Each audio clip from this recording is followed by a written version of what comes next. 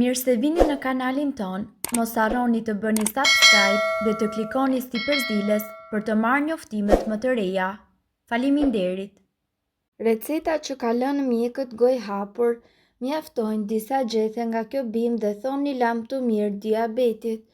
Diabetin do si rezultati pa mundësisë së pankrahasit për të prodhuar insulin, ose kur trupi është duke luftuar me prodhimin natyral të këtij hormoni.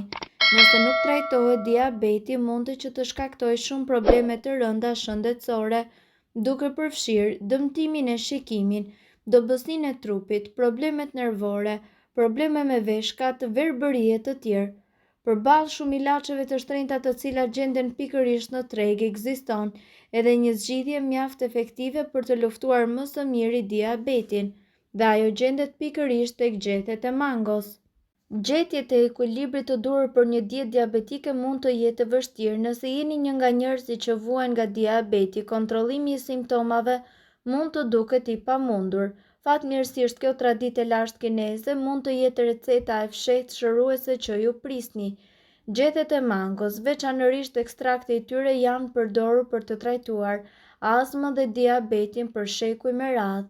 Këto gjethe janë të mbushura dhe me vitamina esenciale dhe ushqyes të cilët e bëjnë jetën paksa më të menaxhueshme për diabetikët.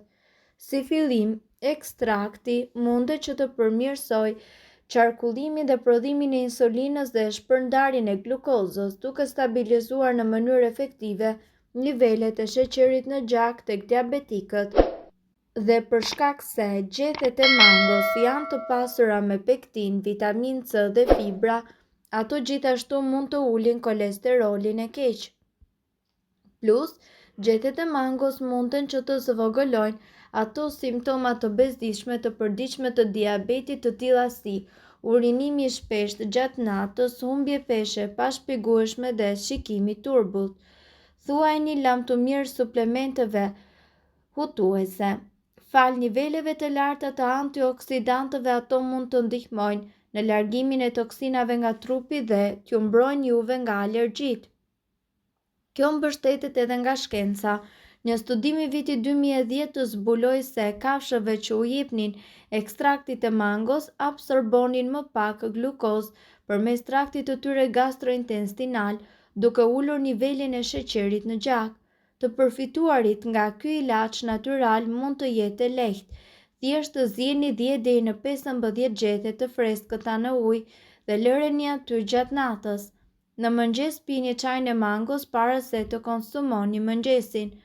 Bëheni këtë ritual të përditshëm për 2 deri në 3 muaj dhe shumë shpejt do të jeni në rrugën e dur për një jetë më të gjatë dhe më të lumtur.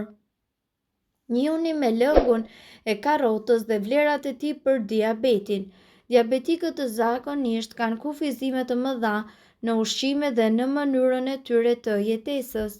Shumë prej ushqimeve që mund të konsumoni në një ditë për diabetikët janë të ndaluara dhe këtu futet sheqeri, buka, prodhimet e brumit, madje edhe disa fruta. Megjithatë, disa prej tyre mund të kthehen në një kurrë të vërtetë.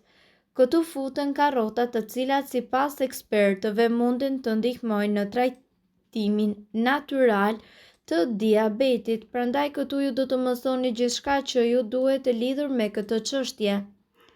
Karrotat janë të njohura për vlerat e tyre në shëndet, duke filluar që nga flokët dhe deri tek lëkura. Në lidhje me diabetin, ato përmbajnë beta-karoten, vitamin A, antioksidant, fibra dhe një sër nutrientësh. Një karrot mesatare përmban vetëm 4 gram karbohidrate të tretshme dhe shumë pak sheqerna. Ekspertët thonë se vitamina B6, B kanë një rol shumë të madh në fuqizimin e metabolizmit. Mungesa e kompleksit të vitaminave B lidhet në trup me shfaqjen e diabetit të tipit 2, ndërsa karrotat ndihmojnë trupin që të marrë një sër vitaminash nga ky grup. Vitamina A nga ana tjetër është shumë e rëndësishme për kontrollin e sheqerit në gjak, duke e balancuar atë për njerëzit të cilët vuajnë nga diabeti. Fibra është gjithashtu e rëndësishme për të ulur dhe parandaluar diabetin e tipit 2. Si duhet që ta pini lëngun e karrotës, megjithatë ka një shije të ëmbël, mund t'i konsumoni pa rrezik edhe nëse vuani nga diabeti. Lëngu i karrotave do të përmbajë sheqerna dhe karbohidrate, por nuk do t'i ngrej nivelet e sheqerit në gjak. E rëndësishme është që të mos i shtoni sheqer teksa e konsumoni në mënyrë që të mos ndikojë negativisht në shëndetin tuaj. Gjithashtu ekspertët rekomandojnë të mos të konsumoni atë në sasi të mëdha, sepse mundet që të ndikojnë në pigmentin e lëkurës tuaj.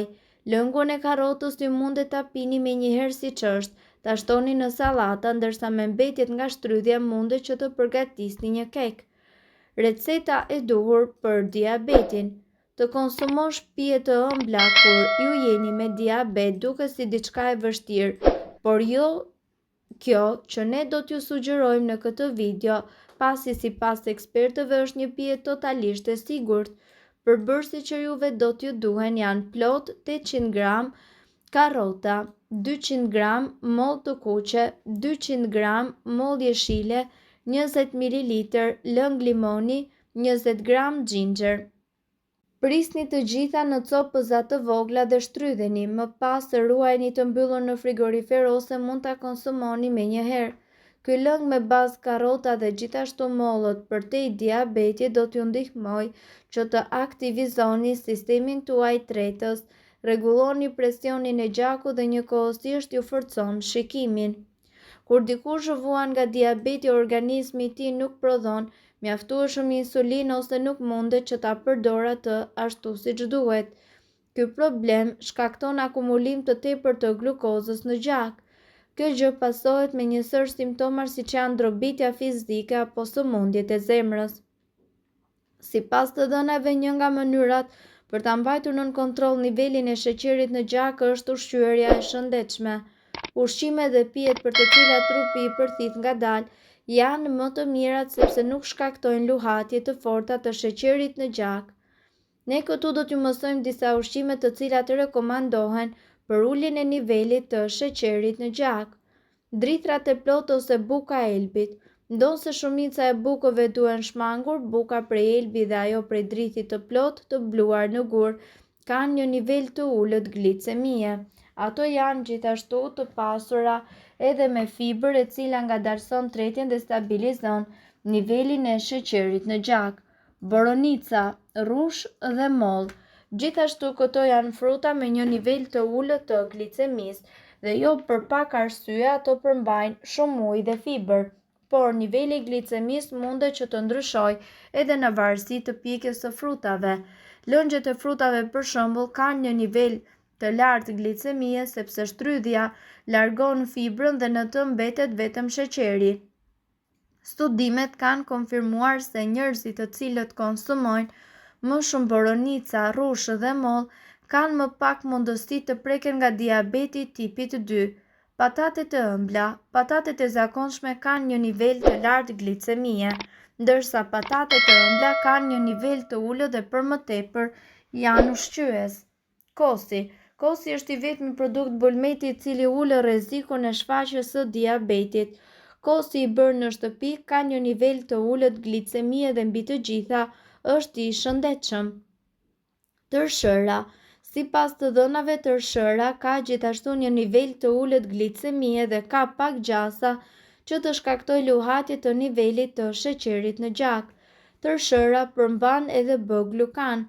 Kjo substancë përmirëson ndjeshmërinë ndaj insulinës dhe ndihmon në mbajtjen nën kontroll të glicemisë dhe ul yndyrrat në gjak. Mirë po duhet të dini se diabetikët nuk duhet ta teprojnë me tërshërën sepse ajo përmban edhe karbohidrate. Duhet të dini se këto informacione nuk kanë për qëllim të zëvendësojnë ilaçet e përshkruara nga mjeku.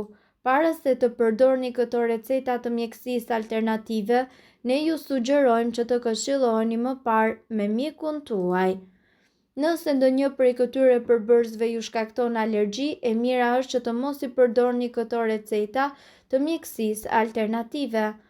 Nëse doni të dëgjoni videot tona që ne postojmë çdo ditë, kliko subscribe. Ju ftojmë gjithashtu të bëni like në video tona nëse i keni dëgjuar dhe pëlqyer ato. Faleminderit që e pat videon ton.